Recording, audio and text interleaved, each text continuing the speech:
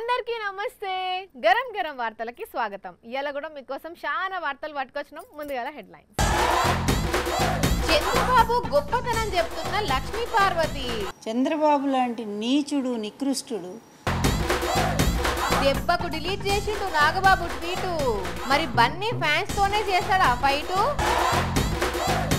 రేణును పోల్చేదట పవన్ తోని లొల్లికి దిగింది ఫ్యాన్స్ తోని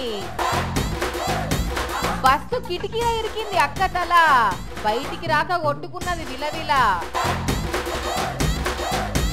మొగన్ని కొట్టి మొగసాలకెక్కినట్టు తమకు ఓట్లేని జనాల మీద దాడులు చేసి వైసీపీ వాళ్ళే మా మీద దాడులు చేస్తున్నారని మొత్తుకుంటున్నారు టీడీపీ లీడర్లు. ఇదంతా టీడీపీ చంద్రబాబు బీజేపీ వదినమ్మ కలిసి ఆడుతున్న డ్రామా అని అంటున్నారు లక్ష్మీ పార్వతి. బీజేపీ వదినమ్మకు సంబంధించిన కొన్ని రహస్యాలను కూడా బయట పెట్టారామె. ఎంత దారుణంగా చంద్రబాబు లాంటి నీచుడు నికృష్టుడు అతని కుటిలమైన రాజకీయం ఎన్ని కుటుంబాలు నాశనం చేస్తున్నారండి వీళ్ళు. అదైనా హాబీ. ఇప్పుడు లేటెస్ట్ గా ఏం చేసిండు, బీసీలు ఎస్సీల మీద ఎస్టీల మీద ఊళ్ళ మీదకి తెగబడి వీళ్ళ రౌడీలు గూండాలు వెళ్ళి కర్రలతో బాదుతూ వాళ్ళని ఆ కుటుంబాలు ఎక్కడో బయటికి వెళ్ళి టెంపుల్స్లో దేవాలయాల్లో తలదాచుకునే పరిస్థితి తీసుకొచ్చారు అంటే దీనికి కారణం ఎవరు? చంద్రబాబే అని చిన్న పిల్లగాన్ని అడిగినా చెప్తారు. ఇక ఆమె ఉన్నారు. ఎవరామె? చంద్రబాబును మించినటువంటి నీచమైన స్వభావం కలిగిన ఈ పురంధరేశ్వరి గురించి చెప్పకపోతే. బీజేపీ వదినమ్మనా? ఆమె చంద్రబాబు కంటే ఖతర్నాకా?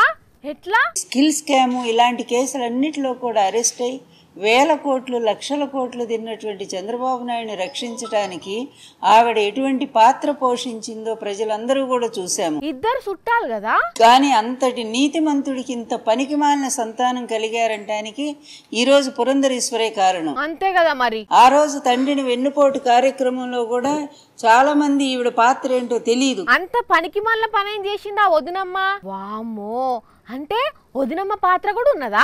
ఈవిడే మెయిన్ పాత్ర. చంద్రబాబు బయటేమో చంద్రబాబు నాయుడు రామోజీ చేస్తే కుటుంబంలో ఈవిడ కుటుంబ సభ్యులందరినీ ఏకం చేయటంలోను. అంటే నువ్వు బయట చూసుకో నేను ఇంట్లో చూసుకుంటా అని వర్క్ డిస్ట్రిబ్యూషన్ చేసుకున్నారా అన్నట్టు. తండ్రి ఏ కాంగ్రెస్ పార్టీకి వ్యతిరేకంగా తెలుగుదేశం పార్టీని స్థాపించారో ఆ తెలుగుదేశం పార్టీ ఆశయాలు అన్ని తుంగలో దొక్కేసి అటు తండ్రికి వెన్నుపోటు పడవటమే కాకుండా వెంటనే పోయి కాంగ్రెస్ లో జాయిన్ అయిపోయింది. కాంగ్రెస్ ఓడిపోగానే బీజేపీలకు జంప్ అయింది. ఇప్పుడు బీజేపీలో ఉండి చంద్రబాబు కోసం పనిచేస్తుంది. ఆ రోజు తండ్రికి వెన్నుపోటు పడవటానికి మరిదితో ఎలా చేయగలిపిందో ఈ రోజు ఆంధ్ర రాష్ట్ర ప్రజల్ని వెన్నుపోటు పడవటానికి వదిన మరుదులు ఇద్దరు కూడా ఏకమయ్యారు. ఎంతైనా వాళ్ళిద్దరు చుట్టాలే కదా. ఎన్టీఆర్ కు వెన్నుపోటు పొడి చుట్ల కలిసి పనిచేసిర్రు. ఆ అనుభవంతోనే ఇప్పుడు ఇట్లా కుట్రలు చేస్తుర్రేమో. ఎవడు కొడితే దిమ్మ తిరిగి మైండ్ బ్లాక్ అవుతుందో వాడే పుష్పరాజ్.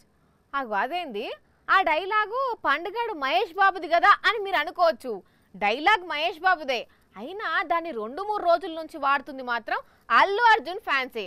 అందుకే బన్నీ ఫ్యాన్స్ కొట్టే కొట్టుడుకు నాగబాబుకు దిమ్మ తిరిగి మైండ్ బ్లాక్ అయిపోయినట్టుంది.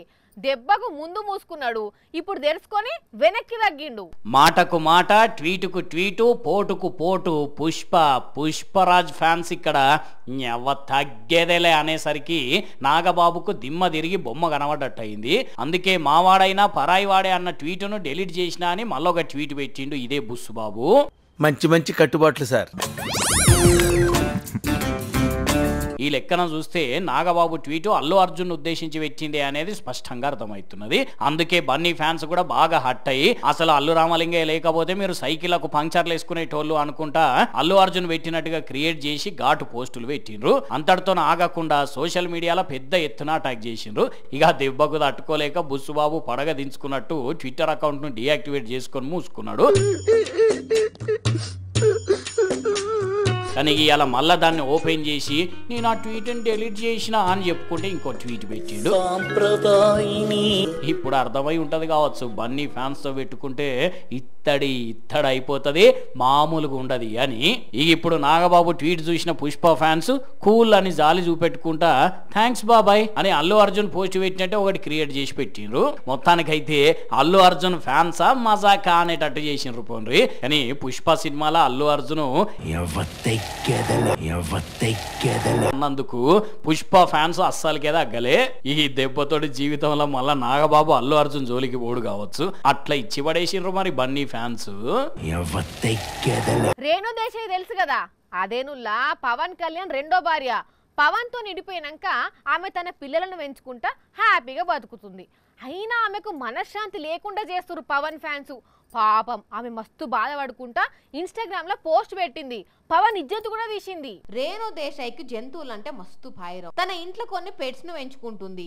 అనాథ పిల్లలకు జంతువుల సంరక్షణకు పైసలు కూడా సాయం చేస్తుంటది. ఈ నడుమ ఆమె తన పెట్స్ వీడియోను ఇన్స్టాలో షేర్ చేసింది. అది చూసి పవన్ కళ్యాణ్ ఫ్యాన్స్ ఒక ఆయన మీది కూడా మా అన్న పవన్ కళ్యాణ్ లాగే గోల్డెన్ హార్ట్ అని కామెంట్ పెట్టిండు. అది చూసి ఆ ఫ్యాన్ మీద మస్తు ఫైర్ అయింది రేణు దేశాయ్. నన్ను నా ఎక్స్ హస్బెండ్ తోని ఎందుకు కంపేర్ చేస్తారు? 10 ఏళ్ల వయసు నుంచి నాకు జంతువులంటే ప్రేమ. నా ఎక్స్ హస్బెండ్ నాలాగా యానిమల్ లవర్ కాదు అంటూ జవాబిచ్చింది. అంతేకాదు ఈ కామెంట్ ను స్క్రీన్ షాట్ తీసి పోస్ట్ చేసి ఇటువంటి కామెంట్స్ చూస్తే బాధ, ఆవేదన, ఆగ్రహం కలుగుతుందని రాసింది. అవును మరి, మేం విడిపోయి గిన్నేళ్లైనా ఇంకా ప్రతిదానికి పవన్ తోని బోల్చుడేంది అని ఆ ఫ్యాన్ కు లెఫ్ట్ రైట్ తీసుకున్నది. వీళ్ళ ఓవర్ యాక్షన్ చిరాకు తెప్పిస్తుందని పోస్ట్ పెట్టింది. ఈ సోంటోలను చాలా మందిని బ్లాక్ చేసిన అయినా సుత తనకు ఈ లొల్లి తప్పుతలేదని మస్తు బాధపడ్డది. చిచి చిచి చి చంద్రబాబే దోసక తినే బ్యాచ్ అంటే ఆయన కోసం పనిచేసేటోళ్ళంతా ఆయన కంటే ఎక్కువ తినేటోళ్ళ లెక్కనే ఉన్నారులా. అది కూడా స్టూడెంట్స్ దగ్గర. ఇంటర్ అయిపోయిన వాళ్ళను, డిగ్రీ స్టూడెంట్స్ ని తీసుకొని మీకు ఉద్యోగాలు ఇస్తామని చెప్పి వాళ్ళతో పనులు చేయించుకొని తీరా డబ్బులు ఏమంటానట ఇగో ఇట్లా మాట్లాడుతున్నారంట. మనీ కోసం ఆగితే ఒక 1 మంత్ అవుతుంది, 3000 4000 ఇచ్చి చెట్లు పెట్టేస్తారు. డైలీ 15 ఫామ్లు ఇవ్వాలి, 15 ఫామ్లు ఇవ్వాలని దమ్ చేస్తుండే. నాకు శాలరీ 3000 ఇచ్చారన్న. విన్నారా? 12,000 రూపాయల జీతం అని చెప్పి ఇప్పుడు కొందరికి 3,000 రూపాయలు అట్లా చేతిలో పెడుతున్నారట. ఇంకొందరికి అయితే అది కూడా ఇస్తలేరట. వాళ్ళ శవాల మీద పేలాలు ఏర్పనే ముఖంలో చెప్పు. ఇంతకు అసలు వీళ్ళతో చేపించే పని ఏంటంటే ఇగో ఈ తమ్ముడు చెప్తాడేనండి. సర్వే అని చెప్పకుండా మాకు టీడీపీ వాళ్ళతో పనులు చేయించారా, టీడీపీ వాళ్ళతో పనులు చేయించారా, మాకు దేనికి ఓటేస్తారు మీరు అట్లా అని కాల్ చేస్తారు. పంజాగుట్టలో బీపీఓ కాల్ సెంటర్ ఒకటి పెట్టినరట. వీళ్ళందరికీ జాబ్స్ ఇస్తున్నామని చెప్పి రిక్రూట్ చేసుకున్నారట. ఇంకా దీంట్లో ఎవరైనా రిఫర్ చేసిన వాళ్ళకి ఎక్కువ డబ్బులు ఇస్తామని కూడా చెప్పిండ్రట. పనులు కూడా మస్తుగా చేయించుకున్నారట. ఓటర్లకు ఫోన్లు చేయించి టీడీపీ తరఫున మాట్లాడిచ్చిండ్రట. కానీ పాపం వీళ్ళకేం తెలుసు, 4 పైసలు వస్తున్నాయి కదా అని చెప్పిన పనుల్లా చేసిండ్రట. తీరా చూస్తే ఓట్లు అయిపోవడంతో ఎక్కువ లేవు తక్కువ లేవు, అసలు డబ్బులే ఇస్తలేరట. గచ్చిగా అడిగితే 3,000 అట్లా చేతిలో పెట్టి సాగనంపుతున్నారట. ఇక దీని మీద ఓ మోతెవరిని ప్రశ్నిస్తే ఏం చెప్తున్నాడో చూడండి. అబ్బో కెమెరాకు షే అడ్డం పెడుతున్నాడు. నా భాగవతం అందరికి తెలిస్తే ఇజ్జత్ పోతుందని. మరి అంత ఇజ్జత్ ఉన్న మనిషి అయితే వీళ్ళకి ఇస్తానన్న జీతం ఎందుకు ఇయ్యలేదో? అట్లా మోసం చేసినప్పుడు లేని ఇజ్జతి మీడియా వాళ్ళు కెమెరా ఆన్ చేసేటోళ్లకు బగ్గనే వచ్చింది. చిచ్చి ఇగో గిట్లున్నారు టీడీపీ తరఫున పనిచేసేటోళ్ళు. అయినా వీళ్ళనంటే ఏమున్నది, ఏదా చంద్రబాబు తదా ఆయన కోసం పనిచేసేటోళ్ళు. చిన్నప్పుడు పోరలు తెలిసి తెలియక సర్వలు బిందెల తలబెట్టినా లేకుంటే కిటికీల తలబెట్టినా ఎట్లుంటది కథ, ఆగం పర్షాన్ అవుతుంది. ఒక ఏడుపేడువారు బొబ్బ పెట్టి తలబెట్టిన బిందెనే సొట్ట పోయేటట్టు చేస్తారు. చూస్తున్నాం కదా తీట పోరల కథ. అయితే ఇంకా ఈ నడుమ కోతులు కుక్కలు కూడా కుండలు లొట్ల తలబెట్టి అడవిలా ఇండ్లు పట్టుకొని తిరుగుతున్నాయి అనుకోండి. అయితే ఇటు చూడండి. అయ్యో అయ్యో అయ్యయ్యో అన్నలు చిన్నగా అసలుకి అద్దం మలిగినట్టు కనబడుతున్నది. గింతంత మిస్ అయినా అక్క ముఖానికి గిరకపోతుంది. చిన్నగా ప్రయత్నం చేయండి. నువ్వు ఆగక్క, ఆ చీటు గుంజకు లేనిపోని పీకులాట అవుతుంది. అమ్మ మొత్తానికి వచ్చింది పోండ్రి బయటికి. అక్క ఇప్పుడు ప్రశాంతంగా గాలి పీల్చుకున్నాలే. దెబ్బకు మళ్ళా చూడండి కిటికీ దగ్గర కూడా కనబడతలేదు. కర్ణాటక రాష్ట్రంలో ఫ్రీ బస్ ఎక్కిన అక్క బస్ స్టాండ్ రాగానే ఎవరో తెలిసిన వాళ్ళు కనబడేసరికి రయ్యన విండోల తలకాయ పెట్టి పిలవబోయేసరికి ఆటోల బస్సు కదిలిందట, వీళ్ళ బస్సు కదిలి కొంత దూరం వచ్చిందట. ఏమున్నది ఎక్కడికక్కడ అద్దాలు బిర్రుగయ్యి కోపంతో ఉన్నోళ్ళు కుతిక విసికినట్టు అయ్యేసరికి లబ్బ మొత్తుకుంటుంటే ప్రయాణికులు, డ్రైవరు, కండక్టర్ కలిసి గంట షేవు దానిలో ఆడి తీసిండ్రు మొత్తానికి అక్కను. ఇక బస్సు ఎటు కాకుండా రోడ్డు నడిమిట్లా ఆపేసరికి ట్రాఫిక్ జామ్ కూడా అయిందట బాగానే. మరి కనీసం ఆ విండోస్ ఓపెన్ చేసేదందుకు క్లోజ్ చేసేదందుకు వీలుగా కూడా లేకుండా స్ట్రక్ అయిపోయినాయి అంటే ఎంతగానో మెయింటైన్ చేస్తున్నారో అక్కడ డిపార్ట్మెంట్ వాళ్ళకే తెలవాలి. కానీ చూడండి ఎంత పని అయిపోయిందో. ఇరక్కబోయి ఇరుక్కున్నాడు అంటే ఇదేనేమో. పొద్దాడు కళ్ళు, పరుపుతాడు కళ్ళు, కర్ర పుల్ల కళ్ళు, పండుతాడు కళ్ళు తాగే మా అన్నలు ఎంజాయ్ చేస్తారు. ఇక మామూలుగా ఎంజాయ్ చేయరు. చికెన్ కూర, బోటి, తలకాయ కూర తీసుకొని పోయి మరి లొట్లు తాగేస్తారు. చాలా మందికి కళ్ళు అంటే ఇష్టం. ఈ ఎండాకాలంలో మస్తు మంది రుచి చూస్తారు కదా. కానీ కళ్ళు తీయగున్నా అవి ఎక్కే గౌడనలకు మస్తు కష్టముల్లా. చిన్నగానే అన్నలు చిన్నగా కత్తలు మెత్తగా ఉంటాయి, కోసుకపోతాయి, జాగ్రత్త. అబ్బరే బిడ్డ, అన్న బతికి బయటపడ్డాడు పోండి. యాదాద్రి భువనగిరి జిల్లా ముషిపట్ల ఊర్లో జరిగింది ఇది. గౌడన్న పేరు పాపయ్య. అంతా మబ్బుల పడుతున్నది, వానగిట్లు వస్తుందేమోనని హడావిడిగా చెట్టు ఎక్కేసరికి అప్పటికే 2-3 రోజుల నుంచి తడుచున్న తాడి చెట్టు సరిగా పట్టియకుండేసరికి మోకు జారి తల కిందులా ఇండు పాపం. ఎంబటి వామ్మో వాయో నీ తాడి చెట్టు జారినారో తమ్ముల్లో అని కేకలు పెట్టేసరికి అక్కడనే ఉన్న జనాలు జమ అయి ఉరుకొస్తుంటే అప్పుడే అక్కడి నుంచి ఓ జేసీబీ పోతుంటే పట్టుకొచ్చి ఇట్లా కిందికి దించిండ్రు, ప్రాణాలు రక్షించిండ్రు. ఈ పాపయ్య పరిస్థితి ఇట్టుంటే పెద్దపల్లి జిల్లా రామగిరి మండల్ సుందిలనేమో గర్రెపల్లి రవి గౌడన్న తాడి చెట్టు ఎక్కినాక కాలుకున్న మోకు జారేసరికి అక్కడనే ఉండిపోయిండు పాపం. ఇక భయంతో అరుస్తుంటే చూసిన కిందున్న గౌడన్నలు శోభను నారాయణలు టక్క పైకెక్కి రవణను కిందికి దించిండ్రు నిమ్మలంగా. కనమ్మో వానలు పడ్డాయాల గౌడన్నల పరిస్థితి పానాల అరచేతిలో పెట్టుకొని చెట్టు ఎక్కినట్టే ఉంటది పోండి. ఇంకా నయ్యమాటు పాపయ్యకి రవణకు అదృష్టం మంచిగున్నది కాబట్టి పానాలతో బయటపడ్డారు. లేకుంటే ఎంత ఘోరం ఉండు కథ ఏంది. టైం కట అన్న దగ్గరికి జేసీబీ వచ్చుడు, టైం కి ఇటు గౌడన్నలు స్పందించుడు మంచిదైంది. ఓ గౌడన్నలు ఎండాకాలమైన వానలు పడతానే ఉన్నాయి, ఇంకొన్ని దినాలు అయితే వర్షాకాలం చాలా అవుతుంది. జర చెట్లు ఎక్కే వాళ్ళ చాలా జాగ్రత్తగా ఉండుండ్రి, ఎందుకైనా మంచిది. అది ఎక్కి కళ్ళు గీకితే 10 రూపాయలు సంపాదించొచ్చేమో గానీ పానాల మీదకి వస్తుంది ఉత్తుగా. ఎందుకు చెప్పుర్రి, తడిచిన చెట్లను అసలు ఎక్కకుండా మంచిదని నువ్వు లైట్స్ పెట్టుర్రి. పైలవన్నాలు డిగ్రీలు అయిపోయి బాధ్యతలు మీద పడంగానే కొందరు కొలువుల కోసం పట్నం బాట పడితే కొందరేమో ఇంటి దగ్గరనే ఉండి వ్యవసాయ పనులు చూసుకొని కుటుంబాలను సాదుకుంటారు, బాధ్యతగా బతుకుతుంటారు. కానీ అటు కొలువు చేయలేనోళ్ళు, ఇంటి దగ్గర పనులు చేయలేనోళ్ళు ఈజీగా పైసల కోసం దొంగదారులు దొక్కుతారు. కొందరు దొంగలై బ్యాంకులను లూటీ చేస్తారు. ఎంతమందిని చూడలేదు. కానీ వీళ్ళు కొత్త దందా షురూ చేసి జైలు పాలైనరు. వార్త ఏందంటారా? మేము పోలీసులం స్పెషల్ డిపార్ట్మెంట్ నుంచి వచ్చినాము, ఎలక్షన్ కోడ్ లో భాగంగా తనిఖీలు చేస్తున్నామని వాహనాలు ఆపి ఎక్కువ తక్కువ పైసలు వసూలు చేసిన నకిలీ పోలీసులు 4 గంటల 4 నిమిషాల్లో అసలు పోలీసులకు దొరికి జైల్లో కూర్చున్నారు. సూర్యాపేట జిల్లా కోదాడలో జరిగింది ఇది. ఇగో ఈడ 4 ముచ్చు మోకాలు పెట్టిన ఈ ఇద్దరు నంగనాచోలేనట లాఠీలు పట్టుకొని వెహికల్స్ బెదిరించి ఒక అన్న దగ్గర 4500 ఫోన్ పే కొట్టించుకున్నారట. మరి వసూలు చేసిన వాళ్ళు కనీసం దూరంగా నన్న పోయి వంచుకోవాలన్నా, ఉబ్బాగాక ఫోన్ పే కొట్టిన వ్యక్తి ముంగట్నే పోట్లాడుకునేసరికి వీళ్ళు దొంగ నాయాలని అర్థమై అసలు పోలీసులకు ఫోన్ కొడితే ఫోన్ నెంబర్ ఆధారంగా పట్టుకొని లోపటేసిండ్రు. ఇప్పుడు అయినా వారి అసలు మీ మొఖాల అద్దాలా చూసుకున్నారా? అసలు మీరు హైటే లేరు, మీరెట్లా పోలీసులు అనుకున్నారా? మరి ఎన్ని రోజుల నుంచి దందా చేస్తున్నారో కానీ ఇప్పుడు మొత్తానికి పాపం మండింది, పోలీసులకు దొరికిండ్రు. ఇగో ఇట్లాంటి వాళ్ళు మోపైన చూడండి రోడ్ల మీద. అందుకే పబ్లిక్ ఎవరిని పడతాలని గుడ్డిగా నమ్మి పైసలు పోగొట్టుకునే వ్యవహారాలు చేసుకోకండి, చాలా జాగ్రత్తగా వ్యవహరించుండ్రి, సరేనా? కేంద్ర మంత్రి అంటే ఫుల్ సెక్యూరిటీ ఉంటది. వాళ్ళు ఏటన్నా పోవాలనుకుంటే ఎర్రబుగ్గ కార్లల్లా కుయ్ అని సైరన్ వేసుకొని పోతుంటారు. వెనుక ముందు ఫుల్ సెక్యూరిటీ. కానీ అదే నిర్మలా మేడం అట్లేం కాకుండా సింపుల్గా మెట్రో రైల్లో ప్రయాణం చేసింది. చూసిండ్రా, దేశ ఆర్థిక మంత్రి నిర్మలా సీతారామన్ మేడం ఢిల్లీ మెట్రోలో ప్రయాణం చేసింది. అది కూడా నిల్సోని ప్రయాణికులతోని ముచ్చట్లు పెట్టుకుంటా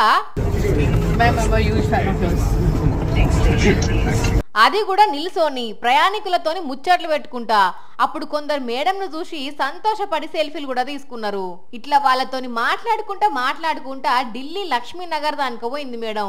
కాకపోతే మొత్తం నిలబడే పోయింది, కొద్దిసేపు కూడా కూసోలేదు.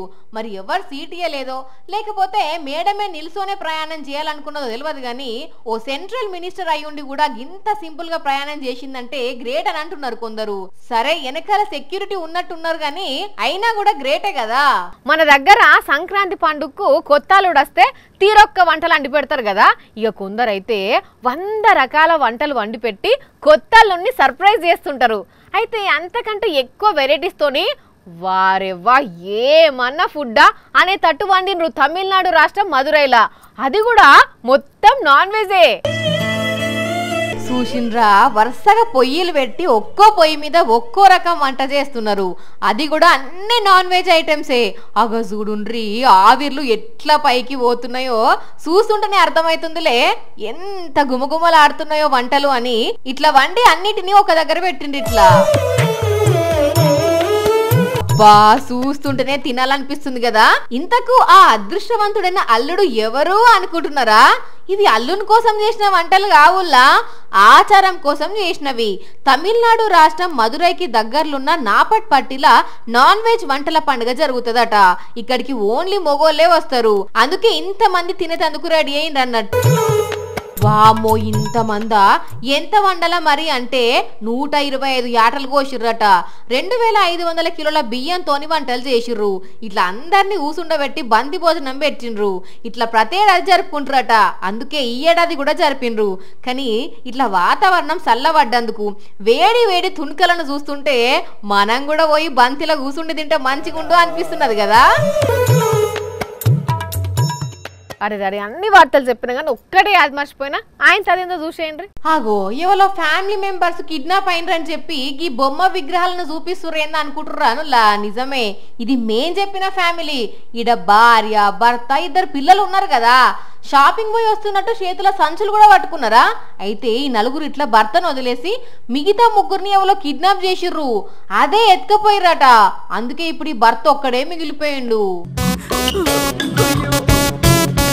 ఓర్ని ఈ విగ్రహాలను ఎవరెత్తుకపోయిండ్రు రోయ్ అన్నట్టు ఇది ఎక్కడ అనుకుంటుర్రా మన హైదరాబాద్ జూబ్లీ హిల్స్ లోనే జిహెచ్ఎంసీ వాళ్ళు 2021లో ఈ ఫ్యామిలీ విగ్రహాలు పెట్టిరట అయితే ఇప్పుడు అమ్మ కొడుకు కూతురు లేరు మరి ఎవరు దొంగతనం చేసిర్రో ఎవరు ఎత్తుకపోయినరో ఎవరు తీసేసిర్రో తెలియదు గాని మరి ఒక్క విగ్రహాన్ని ఉంచిండ్రు ఇప్పుడు ఈ ముచ్చట సోషల్ మీడియాలకు వచ్చేటాలకు కొందరు నవ్వుకుంటా జోకులేస్తున్నారు పాపం వాళ్ళే డాడీని ఇడిచిపెట్టి షాపింగ్ పోవచ్చని కొందరు లేదంటే షాపులో ఏమన్నా మర్చి రావచ్చు అందుకే మళ్ళీ పోయి తీసుకొచ్చేందుకు పోవచ్చని ఇంకొందరు కామెంట్లు చేస్తున్నారు కానీ భలే దొంగతనం పో చూసిరు కదా ఇవి ఇవాల్టి గరం గరం వార్తలు మళ్ళీ చేపిస్తాను ఇంకిన్ని గరం గరం వార్తలతో కలుద్దాం అప్పటి వరకు ఏం చేయనో తెలుసు కదా ఎస్ చూస్తూనే ఉండుండ్రి తెలుగువారి మన సాక్షి టీవీ టాటా